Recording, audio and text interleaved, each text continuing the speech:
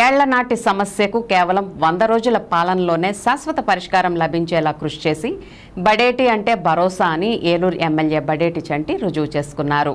ఏలూరులోని Sanivarapeta causeway స్థానంలో శాశ్వత వంతెన నిర్మాణానికి అప్రోచ్ రోడ్ నిర్మాణ విషయాన్ని సీఎం చంద్రబాబు దృష్టికి తీసుకువెళ్లడమే కాకుండా వెనువెంటనే ఆమోదముద్ర వేయించుకుని పనుల శ్రీకారానికి కూడా ఆదేశాలు పొందారు.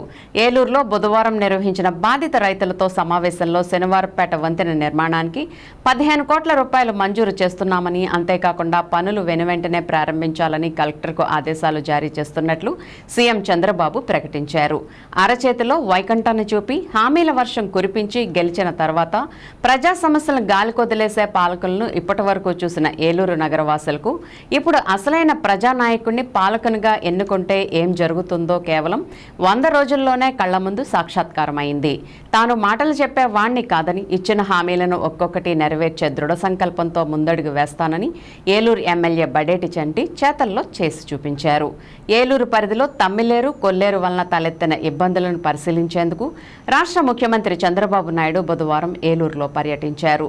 తమ్మిలేరు బ్రిడ్జిపై నుంచి వరద ప్రవాహాన్ని పరిశీలించిన అనంతరం ఏలూరు ససియారెడ్డి కళాశాల ఆడిటోరియంలో బాధిత రైతులు, వరద బాధితులతో సీఎం చంద్రబాబు ముఖాముఖి నిర్వహించారు.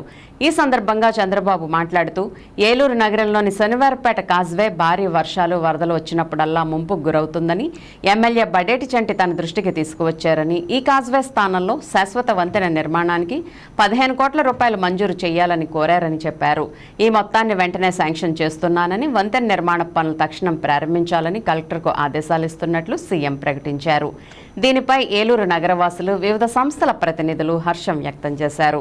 ఎంతో మంది పాలకులు వచ్చినా శనివారపేట కాజ్వేకు మోక్షం లభించలేదని, తొలిసారిగా ఎమ్మెల్యేగా ఘన విజయం సాధించిన బడేటి చంటి తన పట్ల ప్రజలు చూపిన అభిమానానికి బహుమతిగా వంతెన నిర్మాణానికి ఆమోదం లభించేలా కృషి చేయడం పట్ల వారంతా ఆయనకు కృతజ్ఞతలు తెలిపారు.